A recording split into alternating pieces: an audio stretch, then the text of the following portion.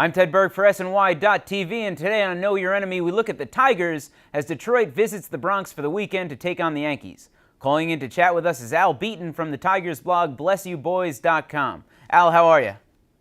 Hanging in there, just trying to keep up on the latest Tigers news. It just keeps most of it bad as of late.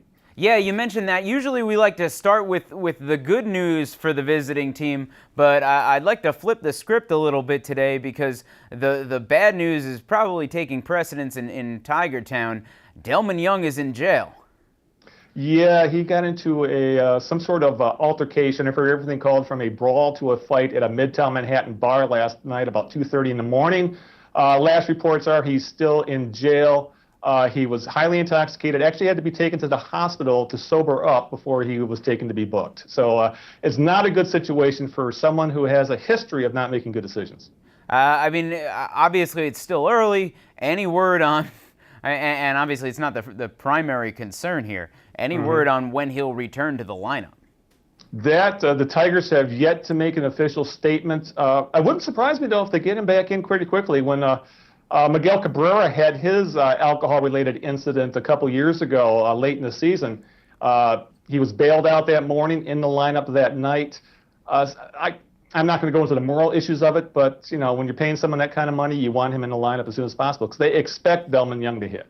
You mentioned, and I don't think it's either of our place to get into the moral issues of it, but you mentioned the Cabrera thing. Is this, does it seem to be a trend that Tigers fans might be worried about, sort of a lax attitude towards that type of behavior? Not necessarily. The Cabrera thing, it was really kind of an outlier for the most part. And since all that went down, especially the spring training incident he had last year with the drunk driving problem, the Tigers have been very good citizens. This is really the first major incident since then. And considering it's Delmon Young who's done it, and his history of, for example, being suspended for 50 games for throwing a bat at an umpire back in his Durham Bull days, I think they think this is more of a Delmon Young problem than a Detroit Tigers attitude problem. All right, let's talk about the baseball part of it. The Tigers haven't hit a ton yet, but they've got a formidable lineup. Definitely. The middle of the lineup is going to hit. They haven't hit as much as we've hoped so far, but any lineup that has in the middle of it, Miguel Cabrera and Prince Fielder batting 3 and 4, they are going to punish pitchers. It hasn't happened as much as we've hoped yet.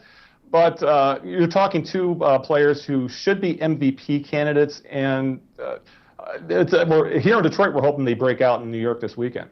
In terms of the pitching in this series, Justin Verlander goes tonight. He's awesome. He loves Taco Bell. He won the AL MVP last year. I think Yankee fans know what to expect there.